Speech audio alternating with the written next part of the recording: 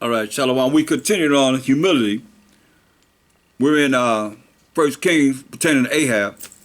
First Kings 21 and 29. It says, "Seeing thou how Ahab humbled himself before me, because he humbled himself before me, I will not bring the evil in his days." So because he humbled himself before me, I will not bring the evil in his days. But in his son's days will I bring the evil upon his house. You know? So you got to understand this.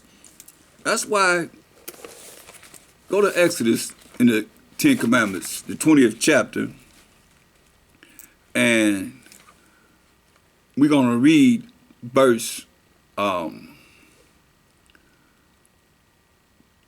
3 down to verse 5. Well, 6. Exodus 20 and 3. "Thou shalt have no other gods or idols before me. Thou shalt not make of thee any graven image, or any likeness of anything that is in heaven above, or that is in the earth beneath, or that is in the water under the earth. Thou shalt not bow down thyself to them, nor serve them." Right? You can't have anything tangible that you can see that you bow down and worship. For the Most High is an invisible power. He's a spirit. They that worship him must worship him how? In spirit and in truth. It says, "Thou shalt not bow down thyself to them, nor serve them. For I, the Most High, thy power, and a jealous power, visiting," listen, "the iniquity of the fathers upon the children unto the third and fourth generation of them that hate me." And the only way you show that you love the Most High, he said, 1 John 5 and 3, "If you love me, keep my commandments." But it's the love of the Most High, that you keep his commandments. Commandments are not grievous. Mashiach Shai said in St. John 14:15, "If you love me, keep my commandments." You see? So he said, "And showing mercy," which is not getting something you deserve, "unto thousands of them that love me," and do what? "And keep my commandments." You see? So here it is. He said in 1 Kings 21 and 29, "Seest thou how Ahab humbled himself?" So what we deal with humility, it works in the eyes of the Most High. Before me, because when are you not before the Most High? No time. Because he humbled himself before me, I will not bring the evil in his days. But in his son's days will I bring the evil upon his house. You see? So I'm going to get him. He ain't getting away with nothing. Believe that. So he said he's going to get his sons. Bring it to his sons. In his son's days.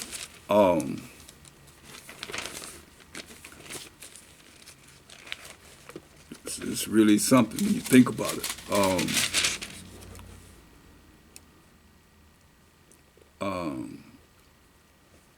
Look what the Most High did. Go to 2 Chronicles 18:18.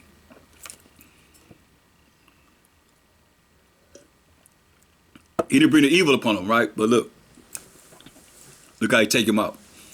2 Chronicles 18:18. "Again he said, therefore hear the word of the Most High Salakia. I saw the Most High sitting upon his throne, and all the hosts of heaven, all the angels, standing on his right hand." So the Most High got angels on his right hand and on his left. The Most High got angels on the right hand, got angels on his left hand. And what are they doing? 2 Ezra 8:21. What are they doing before the Most High? Angels on his right hand, angels on the left hand. 2 Chronicles 8:21. It says, "Whose throne, the Most High's throne, his powers and authority, is inestimable, cannot be measured, which glory may not be comprehended, before whom the host, the army of angels," what he say, "on his right hand and on his left hand, stand with trembling." Right? So now, the Most High having a council with the angels on his right hand and on his left hand in 2 Chronicles 18:18. Again he said, "Therefore, hear the word of the Most High. I saw the Most High sitting upon his throne, and all the hosts of heaven which are the angels, standing on his right hand and on his left. And the Most High said, who shall entice Ahab, king of Israel, entice him to do what? That he may go up and fall at Ramoth Gilead. That he may go up and die at Ramoth Gilead. And one spake saying that after this manner, and another saying after that manner. So the angels on the right hand saying, I'll go down there, I'll do this. The ones on the left hand saying, I'll go down and I'll do this. Right? Speaking on this matter and that matter. Then came out a spirit or an angel. Remember, the Most High make his angel spirits, Psalms 104 and 4. His ministers are flaming fire, right? Bring that fire is the word of the Most High. So then there came out a spirit or an angel and stood before the Most High, trembling, as we just read. Understand it say that the spirit goes before the Most High with uttering, with so much sadness that we can't even get that sad before the Most High. Trembling before the Most High. But here we are, bold as a lion, thinking that you're going to go to the Most High and communicate with him any kind of way, or act any kind of way, and think the Most High going to roll with you. But understand, overstand. Without them, Most High have a Mashiach Shai fatter them flames, he consuming fire away from us. Shoot, Mashiach Shai move out the way, man. You be consumed. Like, listen to what he's saying about Ahab. Then there came out a spirit, an angel, and stood before the Most High and said, I will entice him. I'm going to go down there and entice him. And the Most High said unto him, well, how you going to do it? What's your plan? And he said, I will go out. Listen to this closely. I will go out and be a lying spirit in the mouth of all his prophets. You see? And that's what's happening to some people here on this earth now. They've been lied to. That lying spirit, one spirit. You know what he said? That's one angel. Gonna come down and lie to all his prophets, plural. Men. Renowned men that's supposed to be dealing with, teaching the people the prophecies and the laws of the Most High and so forth. The commandments of the Most High. He said, I'm going to go down and I'm going to lie to all his prophets, all the men that he believed in. And he said, I will go out and be a lying spirit in the mouth of all his prophets. This is the plan that he have, this angel have, the plan that he have to go down and have Ahab, the one we just read about, King Ahab, that the Most High had mercy on because he humbled himself, right? But he's still getting them. He said, we're going to go down there and entice him so that I can kill him at Ramoth Gilead. That he can die at Ramoth Gilead, right? And he said, this spirit, this angel said, I will go out and be a lying spirit in the mouth of all his prophets. And the Most High said, thou shalt entice him. Remember, he was evil. He was wicked. Thou shalt entice him. And thou shalt also prevail. Go out and do even so. Right? This is what it says next. Now, therefore, behold, a lot of you don't understand this. Y'all don't really understand the Most High, who you call God. Say, now, therefore, behold, the Most High have put a lying spirit in the mouth of these thy prophets, plural. And the Most High has spoken evil against thee to kill him, have him die at Ramoth Gilead. And that's what happened. He died as the Most High wanted him to die at Ramoth Gilead. That's how he died. Now, look at 2 Chronicles 12. 2 Chronicles 12. And we're going to look at verse 6.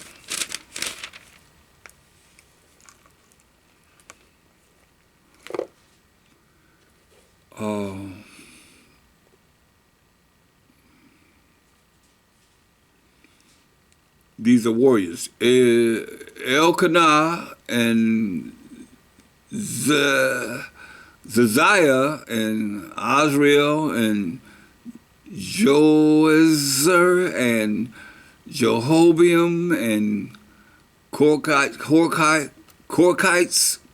and Joelah and Zebediah, the sons of Zerahor of Kedor, right?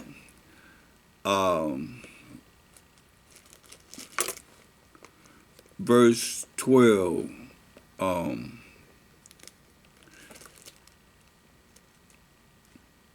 Salakia, I'm in the wrong chapter. I'm supposed to be in Second Chronicles. No wonder it's not making sense. Salakia.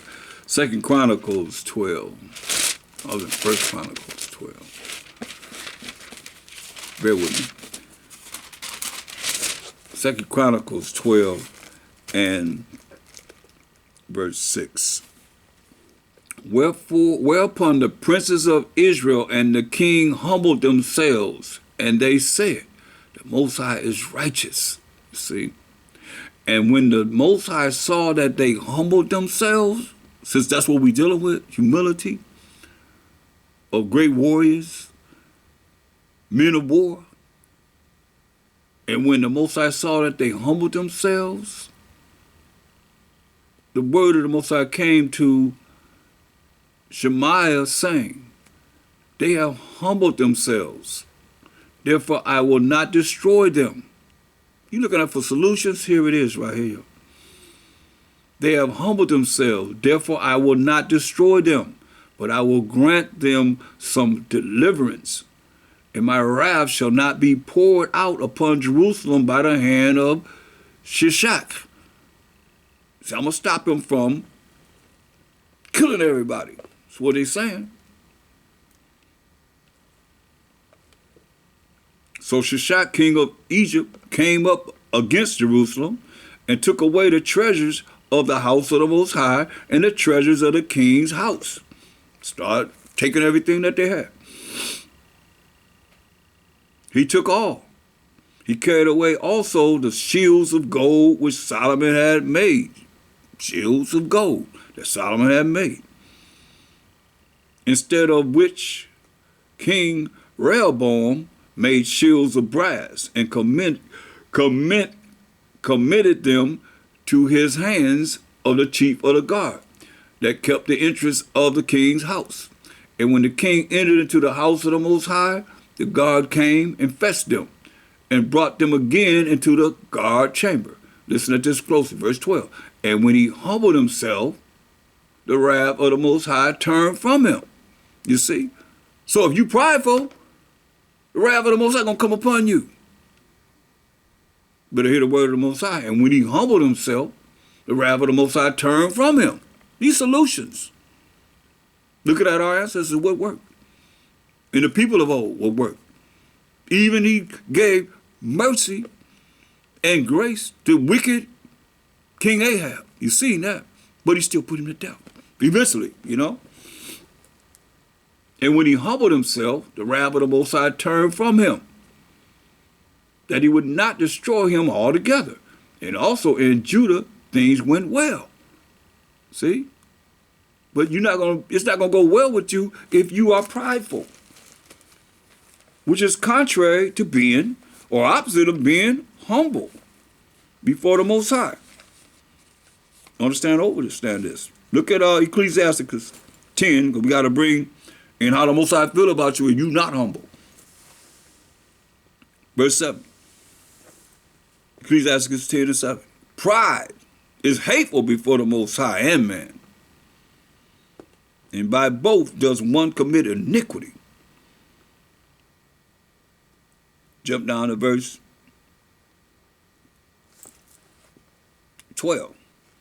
The beginning of pride, which is contrary or opposite of being humble. Beginning of pride, you think you all that. Remember David said, hey, I'm not haughty, I'm not prideful. Because you always before the Most High. The beginning of pride is when one departed from the Most High, and his heart or your mind is turned away from his maker. You can say all you want to, whatever name you use for the Most High. But if you prideful, he said you turn away from him. Understand this. For pride is the beginning of sin. and he that has it shall pour out abomination. And therefore the Most High brought upon him strange calamities and overthrew them utterly. You see? Because of pride. Most High has cast down the thrones of proud princes and set up the meek or the humble in their stead. Cast down the proud princes and set up the humble to take their place. The Most High have plucked up the roots of the proud nations and planted the lowly or the humbled in their place. The Most High overthrew countries of the heathen and destroyed them to the foundations of the earth. See, he took some of them away and destroyed them and have made their memorial to cease from the earth. You don't even know that they exist. Pride was not made for men, nor furious anger for them that are born of a woman. You understand? So we can see that pride is abominable before the Most High. That's why it behooves you to be humble. Because when are you not before the Most High? I have to keep saying that's why we're looking at what our ancestors did and being humble. It's very important. And I hope that you'll continue to look at our ancestors as I go continually into the word of the Most High to bring forth the examples of how they humbled themselves. The Most High withdrew his anger and his ability to bring his wrath upon us. Or, see, this is the last days. See, that mercy and grace that you think you under, he's lifting it up. You don't see all the deaths that's going on in this earth right now? And the Most High, the one that the issues from death, he had the issues from death. And you don't see all that going on right now? Something wrong with you. I don't know what the world you in. I hope you'll humble yourself and realize that it's important that we listen to this and make that change. Or, see, it's a fearful thing to fall into the hands of living power. Hebrews 10:31. You know, the Most High is consuming fire. Hebrews 12:29. He's a consuming fire. And with fire, you get burned. He said, I'm going to melt you. See, this is to warn you. So you'll have his blessings, his love. You see what humility has done so far. We're going to continue into our ancestors looking at what they did and how the Most High, you know, even though they was wicked, even with King Ahab was wicked. You know, some brothers and sisters were wicked that we read about. The Most High had humility. He had humility upon them because they had humility toward him. He had mercy, showed mercy and grace toward them because they had humility. You know? And the Most High withdrew his hand of his anger and his wrath. But if you don't have that, that's why I said when I started this lesson, this is not for the prideful people. It's for those that can deal with this balance. You see? A time of war, time of peace. Time to love, time to hate. In, out, up, down. You see? Everything is a balance. So you can continue to have this balance so that you'll be able to please the Most High with humility. It's time to love, time to hate. Time of war, time of peace. I mean, it's a balance of everything. So it's time to be the right way before the Most High. That we can look at in these scriptures of our ancestors bringing forth the understanding so that we can change. You got to change. You got to know how to have this balance. First and foremost, you want to make sure that you are in tune with what this word is saying to make that change. To be born again. Born again how? By changing from being having a prideful spirit. That's not dealing. When we talk about you being all docile and weak and all that, we ain't talking about that because we warriors. But that side we have, and we have this side of humility too. That's why I went to King David. That killed tens of thousands. Killed so many that the Most High said, you can't build my palace, man. You can't build me a temple. You got too much blood on your hand. So he let Solomon, his son, build it. You see? And he had peace for 40 years. Well, King David had war. But he still, we read the Psalms, he's singing all these songs of humility. crying to the Most High and so forth. You ain't crying with no pride. He was humble. Mighty warrior. That's why all you think you all that, you're going to find out whether you all that or not if you don't humble yourself before the Most High. And with that, I say, all praise to the Most High power of Abraham, Isaac, and Jacob. Jacob being the forefather of the 12 tribes of Israel. And I'm out. See you tomorrow. Shalom.